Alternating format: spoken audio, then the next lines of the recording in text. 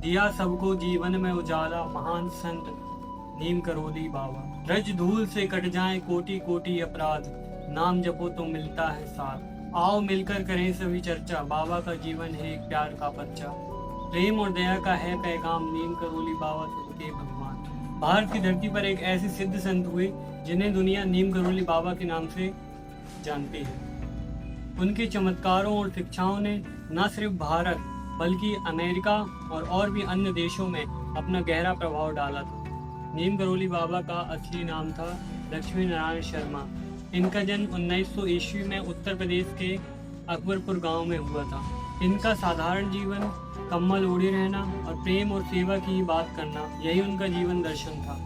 America के लेखक रामदास ने उनकी शिक्षाओं को बी हियर नाउ किताब में लिखकर पूरी दुनिया तक पहुंचाया था।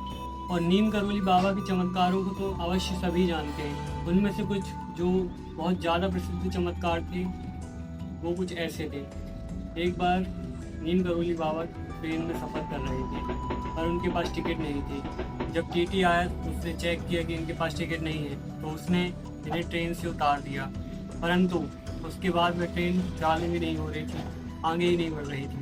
उन्होंने लाख कोशिश की, उन्होंने इंजन चेक करवाया, उन्होंने एक एक नट चेक करवाया, बट कहीं पे कोई कमी नहीं थी। ट्रेन में कोई भी डिफ़ॉल्ट नहीं था और ट्रेन आगे बढ़ ही नहीं रही थी।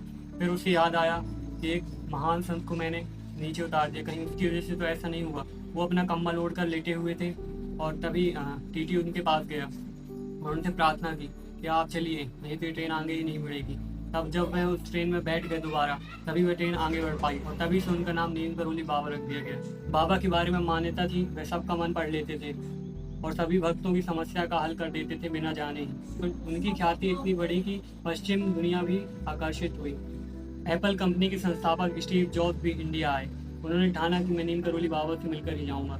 हालांकि जब तक वे पहुंचे तब तक बाबा अपना शरीर त्याग चुके थे। फिर भी आश्रम में बैठकर स्टीव जॉब्स को नई शांति और दिशा मिली।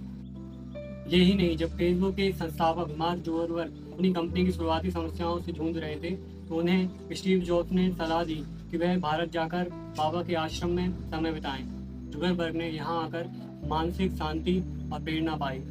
नीम करोली बाबा ने 11 सितंबर 1973 में अपना शरीर वृंदावन में त्याग दिया, लेकिन उनके चमत्कारों और शिक्षाओं की गूंज आज भी सब जगह सुनाई देती। उनका संदेश बहुत सरल था, प्रेम करो, सेवा करो और वर्तमान में जियो। तो दोस्तों, ये थी नीम करोली बाबा की प्रेरणादायक जीवन व्याख्या, जिसे पूरे भारत को जानना चाहिए। राधे राधे।